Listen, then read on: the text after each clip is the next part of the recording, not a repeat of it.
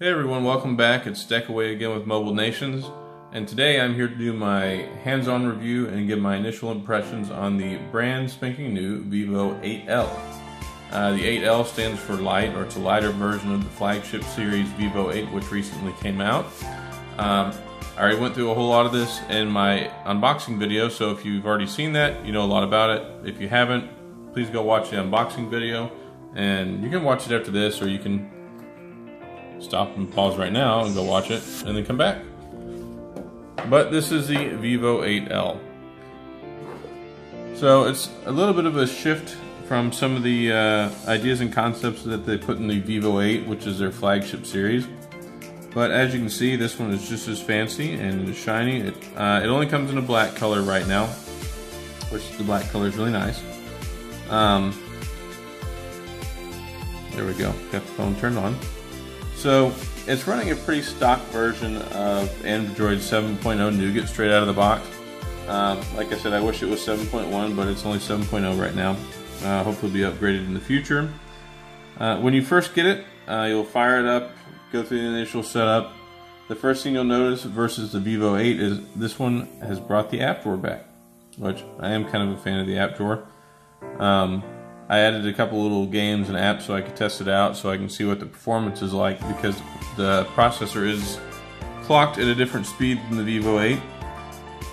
Just to get into some of the details and the specs real quick, the Vivo 8L is running a MediaTek 6753, and it is an 8-core 64-bit processor, which is clocked at 1.3 gigahertz.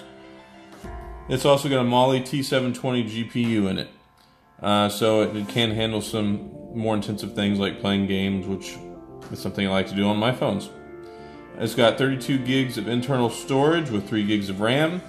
It's upgradable to a 64 gig micro SD card. It's got a 5.3 inch display. It's LCD. It's got Corning Gorilla Glass 3 with a curved edge display. Now this is non-functional. It's not like the newer edge screen devices like the S8 and S7, things like that, where they've got little menus and they're capacitive and you can swipe them over. This one doesn't do any of that. It's just for aesthetics, and it makes it a little easier to hold. It does have a 720p display, so a little bit of a step down from the 1080p that we've been seeing here lately with a lot of the flagship devices, but again, this is a lighter version, lighter specs, but it works really well for the phone because it has a 4000 milliamp battery. 4000 milliamp battery combined with a low wattage power consumption 1.3 Octa-Core processor and a 720p display. This phone is supposed to last you for up to 2 days, which in today's world is a lifetime. So that's great. They did make some changes. It does have a 13 megapixel rear shooter, primary camera, which has the same Sony image processor that the Vivo 8 does. Capable of recording 1080p video at 30 frames per second. On the front, they bumped it up. On the Vivo 8, it had a 16 megapixel front selfie camera with LED flash, but now it has a 20 megapixel front selfie camera, still with the LED flash, which is actually really nice. I'm not much of a selfie taker, but if you're a selfie taker, then this is the phone that you want to have, especially at the price point. I'll go ahead and mention that now. It is $199 MSRP, but they're running a limited time offer through Amazon for $149, so it's $50 off. And I think you're going to be pretty hard pressed to find a phone that's as comparable and works as well as this one for $149. I've been very impressed with it so far. They did make some changes. You can see it's got the capacitive buttons on the front. So you have your back button, your home button, and then you've got your menu button or to switch apps. It's got the fingerprint sensor on the back. So that was a little bit of a change, because on the Vivo 8 it was on the front, and it was also doubled as the home button. This one, it'll wake from sleep, so if the screen's off, you can put your finger on there. It works. It's actually really fast. I wish I could record the back and the front at the same time so you can see how quickly it works. And one other cool thing is they have Google Assistant built into the user interface, and it will allow you to wake from lock. So, okay Google. See? And Google is ever so helpful. And they like compliments too. So that's really cool. It's got the Google App Suite built into it already. It comes with Chrome already installed, which is fantastic. It also has Opera if you care to use it. It has Next Radio. Just so I can show you some of the performance stuff, and if you've seen any of my other previous reviews, you know that I like Boom Beach. So let's see what 1.3 gigahertz of a Octa-Core processor will do to run the game. And even on 720p, with the brightness of the screen and the resolution and the color depth, it looks really good, so you're not really losing anything.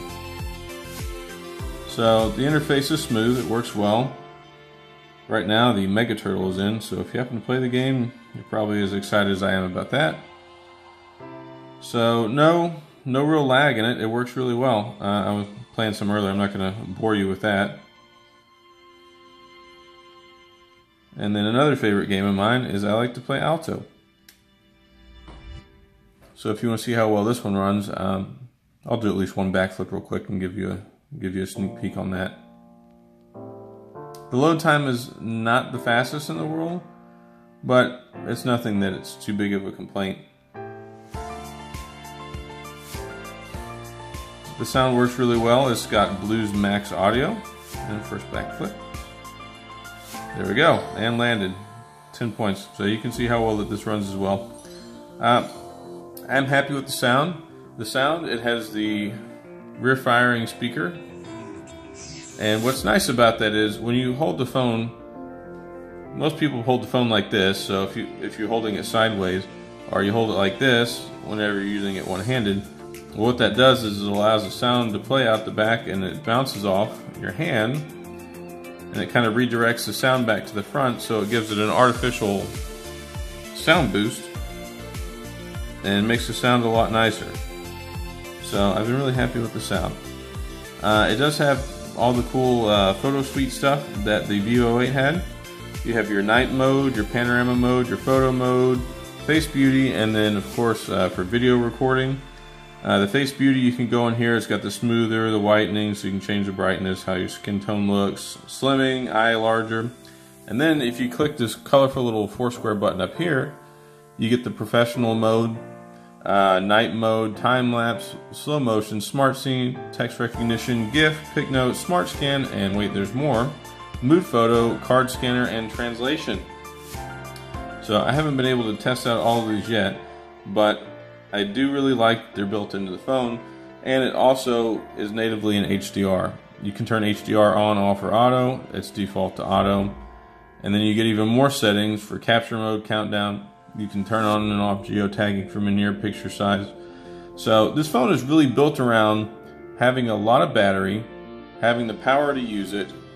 It allows you to multitask, and if you interact with social media, you like to video and display and record your life, it has all the wonderful things that you need to do that with.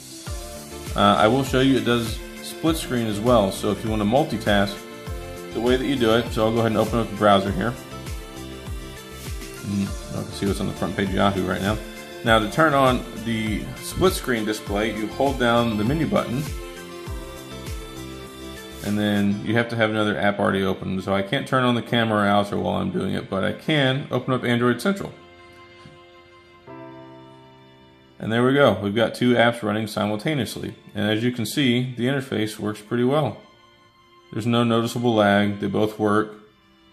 And then you can't adjust the window size like you can with like the Note 8 and some other phones.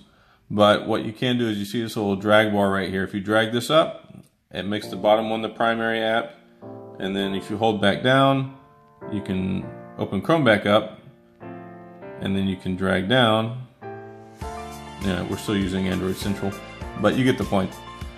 You can make whichever one the bottom is the primary app by swiping up, or whichever one on top by swiping down. Well, I think that's about all. As far as the initial impressions go, I really like it. Whenever I read that it was a 1.3 gigahertz processor, I was a little concerned about how well it was going to handle things as far as multitasking and as far as processing power. And I went ahead and fired up some of my favorite games. I tested out the dual window pane mode, so you can use two apps at the same time. And the overall interface, I've been really happy with it. It's simple, it works, and it works well, and it's smooth, and it has Gboard built in already. So Gboard is Google's keyboard, so I really like that they have it built in with the Blue Phone because it's the one that I found that works the best. And then they also incorporated, if you swipe from the left, you get Google Assistant. So there's a lot of neat little bells and whistles that are built into it. And of course, if you swipe up from the bottom, you get a quick menu. And just like the Vivo 8, you swipe from the top down and you can see your notification screen. So it kind of emulates a little bit of the features of the iPhone operating system. But all in all, I can't say that it's bad because it kind of blends the best of both worlds. Anyway, that's all I have for my initial hands-on review and impressions of the Vivo 8L. Hopefully you have some questions and comments. Leave them down in the comment section. I try to get back to those as quickly as possible because one, it's a learning process and I want you to be able to get the questions that you want answered so you can decide if this is a device for you. Go check it out at Amazon. I believe it's going to be available at Best Buy as well. It's going to start off on Amazon at $199 for the MSRP, but for the limited time offer, they're going to have it for $149. And this phone, I highly recommend at the $149 price point. So hit the subscribe button, tell your friends, tune in, and I'll have more content coming soon. Have a good night.